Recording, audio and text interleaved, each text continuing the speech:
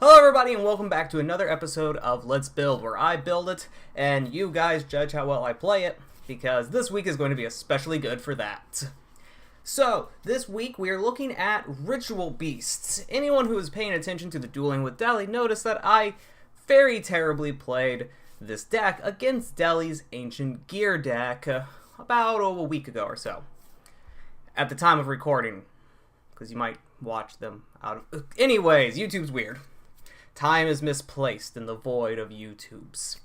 But, so I played Ritual Beasts, and I played them fairly poorly. I had just built the deck that morning when I played it. Now that I've had a couple of weeks to practice, how well did I play it this time? Pretty poorly, but you'll see that later. Let's talk about Ritual Beasts themselves. They are an archetype that focuses on an old concept called contact fusion. Contact fusion is any time that you don't really... You special summon a fusion monster that does not use polymerization.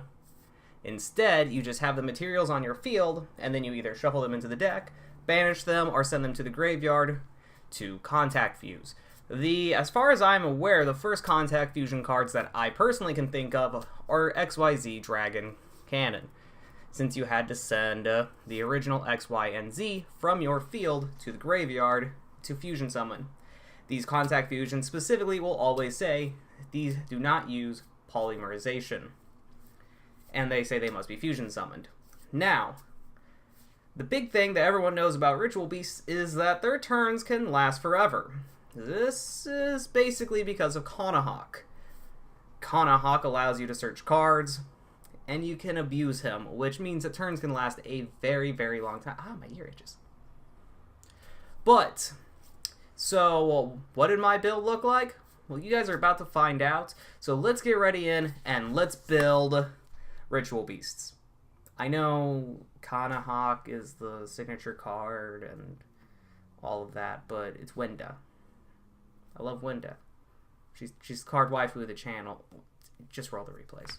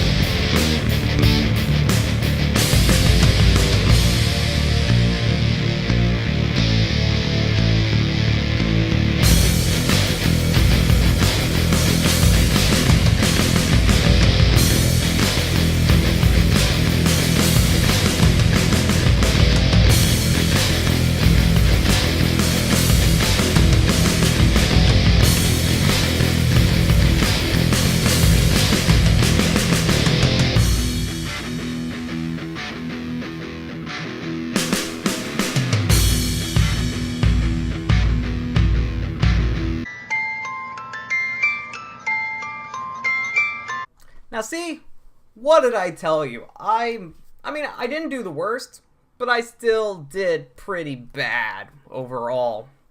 I don't know what it was. In real life, I actually can play this deck really well. And actually, if you're playing this deck in real life and not on YGO, here's a quick little tip for you. Since all of Ritual Beast monsters come with the stipulation that they can only be special summoned once per turn, what you do is whenever they are in your graveyard or in your banishment zone, if they've already been special summoned, turn them to the side as a mnemonic device to help you remember that you've already special summoned them, and that will help you not mess up quite as much as I did. It's one of the reasons I can play the deck a lot better in real life. So why don't we go ahead and dig on into this deck profile and get you guys out there, get you guys dueling, and hopefully kicking some butt with Ritual Beasts. So first up, we have Double Gamma Seal, and then we have Double Apelio, Triple Winda, of course, Triple Rompengu, Triple Kanahawk, 1 Petalfin, 1 Win, 1 Zephyra Pilica, 3 Elder, 3 Laura, 1 Upstart Goblin, 2 Terraforming, 1 Gold Sarcophagus, 1 Monster Reborn, 2 Twin Twisters, 1 Emergency Teleport, 1 Ritual Beast's Bond, 1 Dimensional Fissure, 1 Oracle of Zephyra, 1 Brain Research Lab, 3 Ritual Beast Steeds, an MVP card of the deck, 2 Solemn Strikes, and a Solemn Judgment. Now let's pop over down to this extra deck. You have 1 Ulti Gaiapelio, 3 Ulti Apelios, 1 Ulti Kanahawk, 1 Ulti Petalfin, 1 Utopia the Lightning and Utopia the Regular, 1 Silent Honor Arc, 1 Castel the Sky Blasky Mountaineer, 1 Levier the Sea Dragon, 1 Borrelsword Dragon the OTK Machine, and 3 Ulti Cumin Falcos. So, Ritual Beast is mostly focused on you're gonna go first, but instead of building an impossible to beat board, the plan is to continuously recycle Ulti Kanahawk to get searches. The ideal setup is that you can get up to 3 searches if you can perform the combos correctly. Now, normally I would want to set down and maybe take you step by step through the combos, but it is a very long combo, and you can find the combos on YouTube where players or other YouTubers can take you step by step to learning how to get all 3. The key focus thing to remember for the searching is that Kanahawk can send 2 of your banished Ritual Beast monsters to the graveyard to get a search. A monster has to hit the graveyard though. So if you try to chain his second effect to bounce him out and to special summon your 2 Ritual Beast monsters, if you chain it and then your only 2 monsters are banished and you special summon them, since no cards hit your graveyard, your effect will not go off. You will not get the search. That is why you always want to find a way to banish a 3rd card, which is why the Kanahawk and Elder combo is the most famous combo in the deck, because Elder will let you normal summon another monster, so you normal summon him, Kanahawk will normal summon, Kanahawk's effect, you can activate it to banish one of your monsters from your deck. This will give you that 3rd card. You can also use this combo with Rampengu. Rampengu, though, has a stipulation of you have to banish a Ritual Beast extra deck monster, and then you can send 1 monster to your graveyard that shares a type. So if you send Ulti Apelio, you can send an Apelio to your graveyard, and then you can bounce the fusion monster to your graveyard with Ulti Kanahawk to get your searches. Your first search, I know I said I wasn't going to go over the combo, but after you do your first search, you're going to want to get Laura. And then, with your 2 monsters that have been special summoned back, you go into Ulti Cumin Falcos. And remember, also during your combo, you're going to want to, every time, none of these cards are a hard once per turn effect. Good stuff. So you can reactivate Kanahawk while he's back on the field, banish Apelio, and then you can use, as if you have Kanahawk, otherwise you'll have to use, as I said, Rampengu. That's why we run both at 3. You're going to have to do that to go into Cumin Falcos. Cumin Falcos can banish a monster from your graveyard to give you another normal summon. This will allow you to normal summon Lara. Lara will special summon from your graveyard, which will allow you to go back into Kanahawk. the deck spirals at that point. The main things you're going to want to search is after your first Laura search, if you don't already have her, is going to want to search Steeds. Steeds is what you're trying to get to on your first turn. The reason being is if you control a Ritual Beast monster, you can destroy monsters on the field up to the number of Ritual Beast monsters. Please don't be like me, who for some reason keeps forgetting that it's not cards, it's monsters. So if they set a bunch of crap, don't activate it trying to blow them up. It'll just blow up your own monsters, and it's awful. Because you have to blow up at least one. So, let's go through some of the other cards here. Gamma Seal is purposely only here to get rid of a monster that Ambush can't handle, such as Ultimate Falcon, or anything else that's basically just immune to all effects. You have your Arpelio, who can banish a monster to increase the attack of all Ritual Beast monsters by 500 attack and 500 defense, which can help you put the OTK on board. You have Winda. Winda is absolutely amazing in almost every aspect. If she is in her owner's possession and is destroyed by an opponent's card, so even if she's stolen, she will not trigger the effect for them. But you will not get the effect either. Double downside. But you can special summon one Ritual Beast monster from your deck or extra deck, ignoring its special summoning conditions. So she can get you a big beater on board from your extra deck, or she can help you get more materials back on the board to either defend you from more damage, or set up your graveyard or field for future plays on the next turn. And the most important thing about Winda, bar none, most important thing about Winda, she counts as a spiritual beast, so like Arpelio, and she is a Ritual Beast tamer, like Elder. This means, because all of the fusion cards require just one Ritual Beast tamer and one Spiritual Beast monster, she counts as either or. That makes her absolutely amazing for the consistency and the ability to go into fusion plays. Rampengu I already discussed. Kana Hawk, once per turn, banish a monster. It's one of the main playmakers of the deck. You want to see it as often as possible. Petalfin is an interesting card, but I personally found that you only want to run one.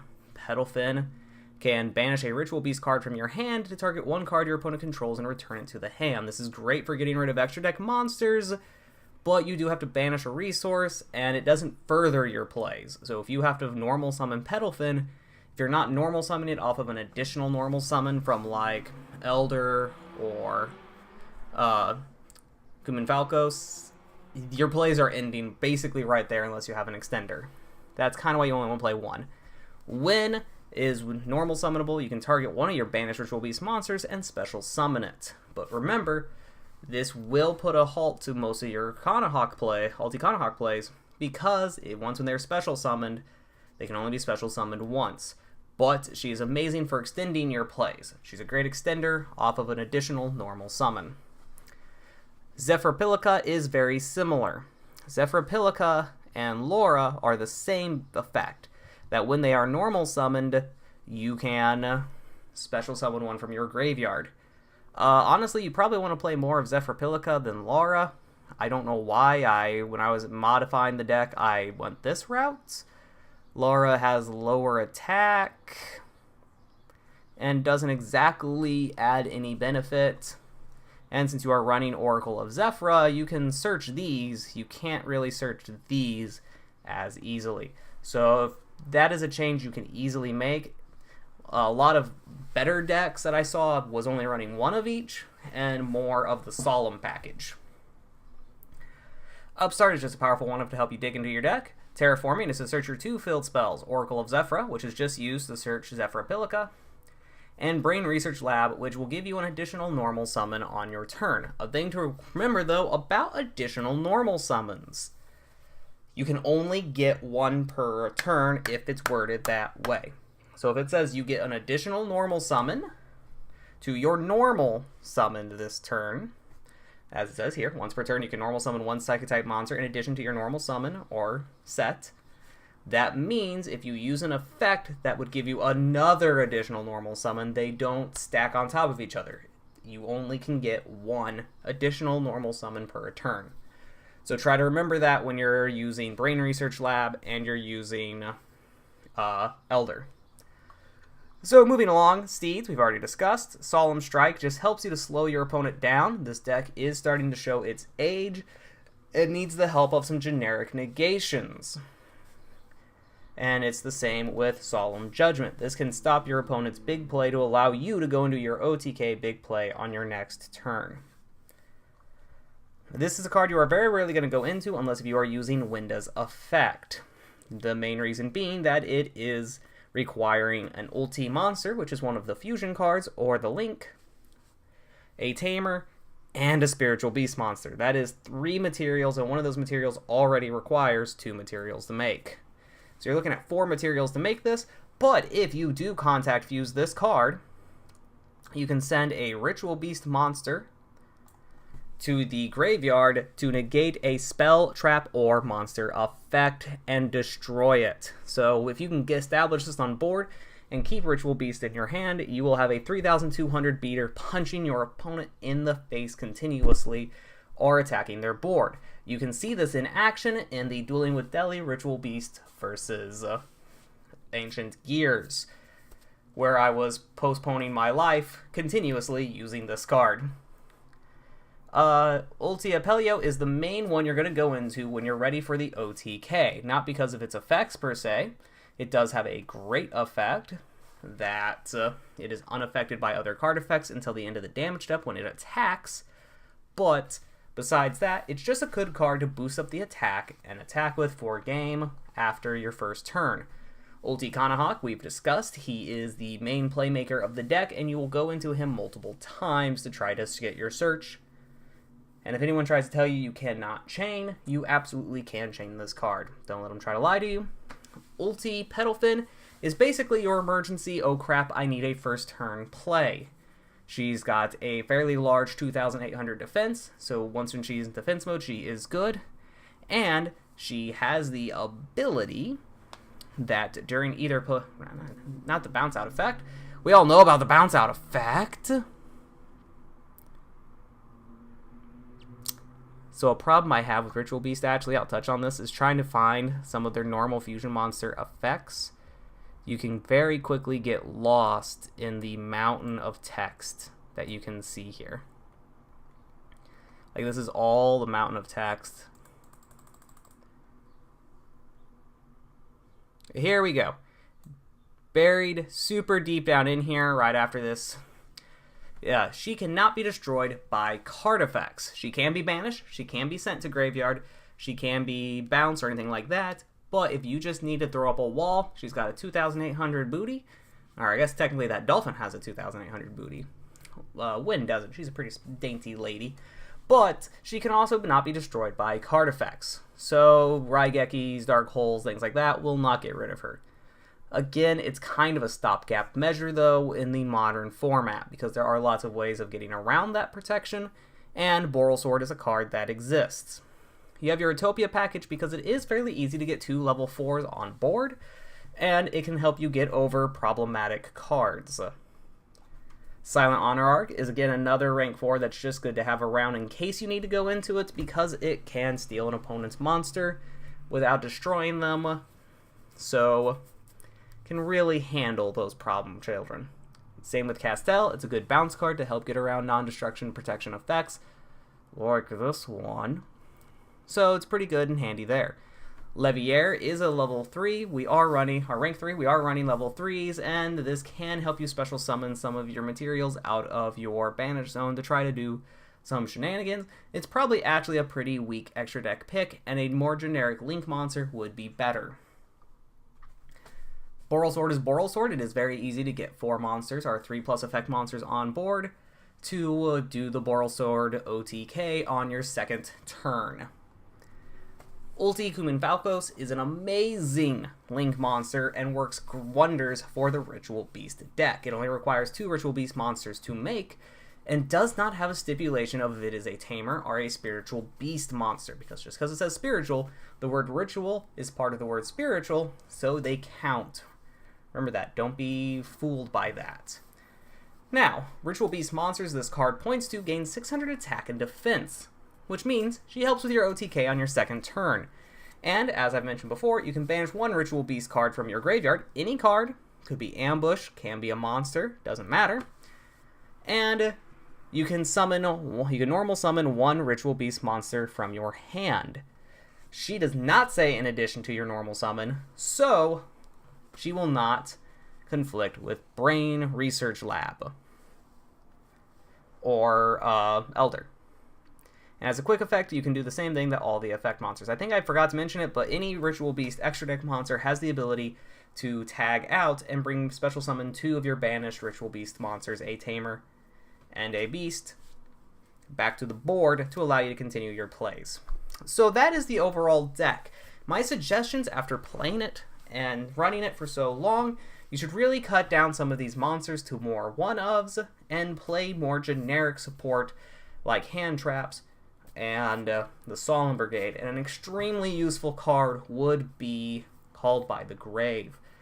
Called by the Grave can really shut down your opponent from stopping your plays, because this deck is weak to Ash Blossom and Droll and Lockbird because it does add cards continuously to hand. If they drop a Droll and Lockbird, you're only going to get 1 search.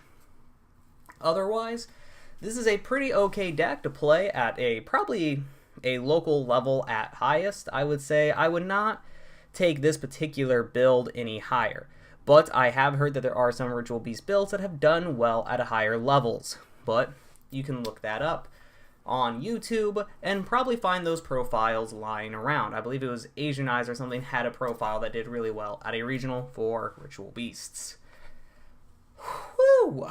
So the last tip for playing Ritual Beasts before I head out, because I've got a business trip to go to here in a bit, is, of course, so since your tag out ability that this deck is built around does require you to have a Tamer and a Ritual Beast monster, be very careful to balance the two, because otherwise, if you try to tag out because you're like, ooh, I got 2 monsters, and we'll say it is a Win and a Pilica, you cannot bounce out because one is not a Ritual Beast, one is a Tamer. You have to have a Spiritual Beast and a Ritual Beast Tamer. Although really, this deck is called the Ritual Beast deck, yet it's a Contact Fusion deck, not a Ritual deck. It's kind of weird, but who cares? I got to play with Winda again. Love Winda, our card waifu. Hopefully you guys enjoyed this Ritual Beast deck. This is, of course, a casual deck that can be upgraded to do better for higher levels of play. Next time we meet up, we're going to be probably taking a look at True Dracos. I really don't like doing decks that are currently involved in the meta, and True Draco is a rogue deck currently, unless if that changes within the next couple weeks. But I'm going to be on a business trip for this next week, so that kind of puts me on a time constraint, so I need to play a deck that I kind of already know how to play. And I already know how to play True Dracos. So I will see you guys then. Have fun. Oh, and of course, I completely forgot to... We're going to just retry that. Since I'm already going to be on a trip, I will be playing the True Dracos next week. Because I already know that deck, and I'm only going to have a week to build, play, test, and record. So it's going to be kind of frantic. So since I already know how to play the deck, I will be using them. But that's all I've got for you. Hopefully you guys enjoyed this deck, seeing it in action and me fuck it up while playing it. If you guys have any questions or requests for other future decks in the future, put them down in the comment section below. Or if you just have comments of, hey, you suck at Yu-Gi-Oh!, put them down there too. I try to answer all of the comments that show up down there. And if you have a deck, I will definitely take a look into possibly building it into the future. Thank you guys so much for watching, and hey, have fun.